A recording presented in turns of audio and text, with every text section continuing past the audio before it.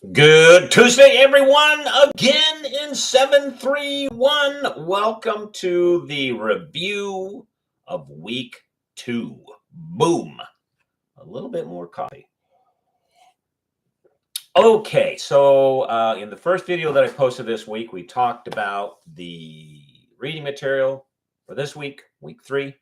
And in this video, we're going to talk about your responses to the questions from last week, week 2. All right, so let's dive right into it. And bearing in mind that the material that we cover in the discussion questions will be the material that we focus on in drawing out our answers for the final examination. So heads up to that. Okay.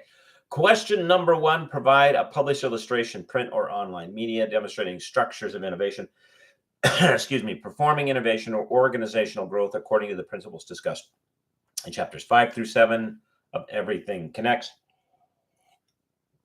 Provide the link to your illustration or embed it in your answer. Okay, Candace, let's take you because you went first.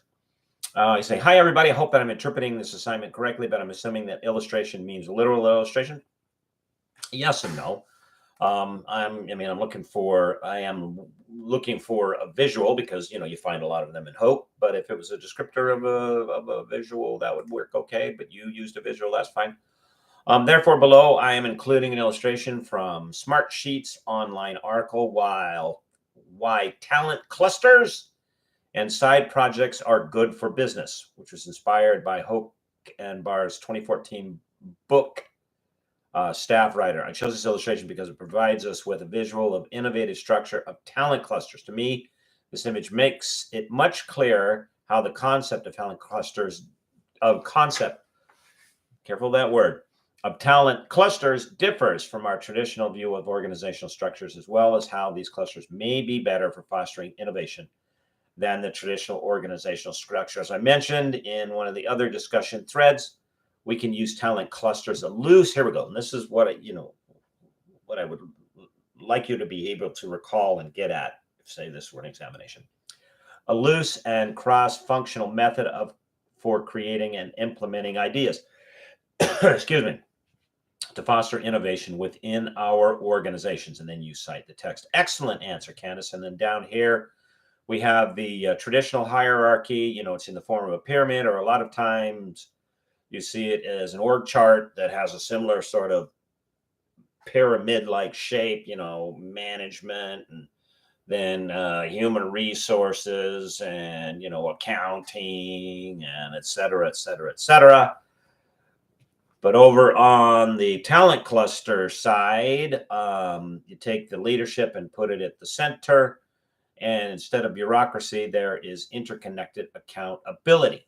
And so instead of the siloed teams that are underneath the bureaucracy, and that is, this is the HR and all that stuff, you have this interlocking interdependency of accountability with flexible and connecting teams. And I think one of the challenges in getting something like this into play, is how is it, what people, and this is going to sound redundant, but people can't see what they can't see, or they can't imagine what they people can't imagine what they can't imagine. So, you may find yourself stuck in an organization that has this very traditional pyramid or org chart structure, and those that run it, or that found it, or those that work as part of the structure, they just cannot imagine this interlocking, interdependent structure in which the leadership is central as a servant role rather than as a supervisory role, and everyone is accountable for what they do. And what do you do in that instance? Good question. I don't necessarily have an answer, but good answer, Candace. Okay, question number 2. What are the 2 layers of progress, sharing, experience, or observation where you observe these layers of progress at work? Okay, Chuck, Let's take you. I like what you're up to here. 2 layers of progress are the concept that a person can simultaneously fulfill 2 separate and complementary roles, student and curator. This is cite Hoke. As a student, the former implies that we continually learn within ourselves. The responsibility rests on us to advance one's knowledge and skills. The latter, curator, implies that we're responsible for establishing positive conditions for those around us so that they may flourish.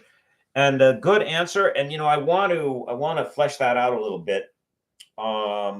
Whether it's in your work life or your relationships, whether it's you have a spousal relationship or partner, or it's in your relationship as parents or friends or whatever it is. Okay. Here's an important point of focus. Strive to be self-centric, not self-centered, self-centric. And what's the difference? The self-centered individual does what he or she does because it benefits him or her. And he or she has little regard for what he or she does or demands or participates in or doesn't participate in. Has little regard for how that affects the others in their dependent existence. The self-centric individual works hard to improve his or herself for the purpose of being of the greatest use to those around him or her. And at the heart of self-centricism, if I can make up a word, is the understanding that we are codependent beings. That is, we have become who we are through our interdependency on others, and both the good and the bad, right? Now, you might say, well, I had a pretty rough upbringing, and those that were responsible for me weren't responsible, and they didn't care for me, and that's left me with some emotional, cognitive, relationship, whatever deficits. And look, these things are going to spill over to your work life, okay? That may be true. All right. But as an adult, as a self-centric individual, it becomes your responsibility, my responsibility, his, hers, and so on and so forth responsibility to address those issues, those deficits, to improve upon them or resolve them, and as much as one is able to move them out of the way, because they're often impediments for you being the most of the greatest use to those that are dependent upon you, in which you have these interdependencies. Because we are, from our very conception, interdependent beings. We are our brother or sister, whichever you like, keeper. All right. And we ought not to escape that. Okay. So back to you, Chuck. A person is responsible for developing themselves professionally to understand their work requirements, workplace, and work environment. The conundrum is that this symbiotic relationship with others in the workplace, a manager can improve themselves, himself or herself, and set the conditions for others to improve, but they can't improve them, meaning the other people. Okay. Each person is responsible for their self-improvement, self-centrism. Okay, good answer, Chuck. All right, question number 3 here. Okay, among the 4 caricatures of roles discussed in chapter 6, which role have you most recently performed in one of the organizations you were part of? And this, this was open to anything. This could be your church, this could be work, this could be anywhere. Elisa. I have most recently and often performed in both the building role and guiding role as a public relations specialist. I am charged with not only dealing with the media, marketing our services, presenting to external audiences, but I'm also asked to help coordinate both internal and external events. One such event is the Senior Summit that my company held in June. This was an idea for from our executive director, and was the first time we would be coordinating such an event. The purpose was to provide information on local resources geared towards seniors through through information tables managed by organizations that serve seniors, and to have several organizations make presentations throughout the day on topics such as safety for seniors, mobility services, and so on and so forth.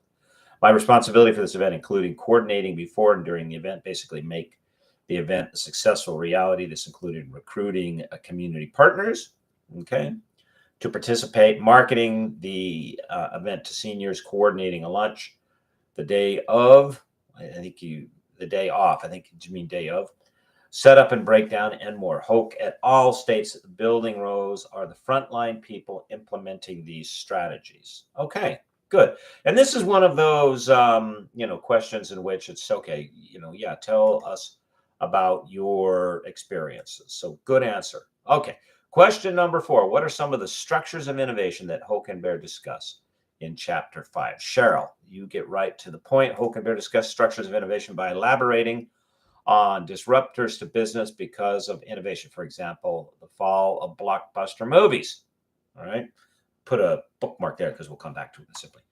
Second, largely due to innovations such as streaming shows and Netflix. Blockbuster was innovative in their ability to bring entertainment into our living rooms without going to crowded movie theaters, but they simply could not implement the needed change, and Netflix swooped in and created new values at home entertainment. Procter & Gamble is another example in which the company had to reinvigorate their products. For example, Crest Dental Care, and how innovative ideas helped the brand grow from mouthwash reinvented to Crest whitening strips. Okay, that's a success story. Okay, excellent examples. There's some others that are unfolding across the nation right now. Sears is one of them. This is a company that's on the back foot. In fact, it may already, that back foot's into the grave. It's trying to financially restructure and going through a series of bankruptcies. And the irony of what's become of Sears Corporation is that they created, back in the early 20th century, they created the mail order business. The Sears and Roebuck catalog was the thing, man. If you wanted to get goods shipped to you that you could either not find in the market that you were in, or you couldn't find them at a price point that was competitive to the price listed in the catalog. Okay. And they were out on the forefront of that. Why did they not see the digital revolution of the equivalent of a print catalog coming? I'm talking about Amazon, and take the lead on the digital revolution that was in effect sort of an electronic representation of what they were already doing. Okay, why? Well, because they had become heavily invested in the brick and mortar, and they thought, no, we put all this money in here, and we've got to maintain it here. And this is the story of Blockbuster. We have all these shops open, these all rental spots opened up, and we have all these copies of all these tapes, so we have to continue doing that. Be on the lookout for that in an organization that you're in, or maybe an enterprise that you start, because you've put good money into what is now an aging idea. That's not a reason to keep putting money into the aging idea. And although it might cost you some to liquidate that element or to stop the growth, brick and mortar, that might cost you some. It will cost you more, like in the case of Blockbuster, it costs you the entire company in the long run if you do not innovate, as Blockbuster didn't. Okay, so be careful in your own work and organizations that you're in, not getting locked into thinking, well, this is how we've done it, and this is where we put the resources, and so this is what we have to continue to do. Don't want to do that. Okay, everybody, good answers. Keep up the great work. All right, if you have any questions about the paper and or ideas, I know some of you made appointments with me for my office hours. Send them over. I try to get to the emails as soon as I can. All right, everybody, I think about you. I pray about you. Have a great rest of the week, and I'll see you on Canvas. Bye-bye.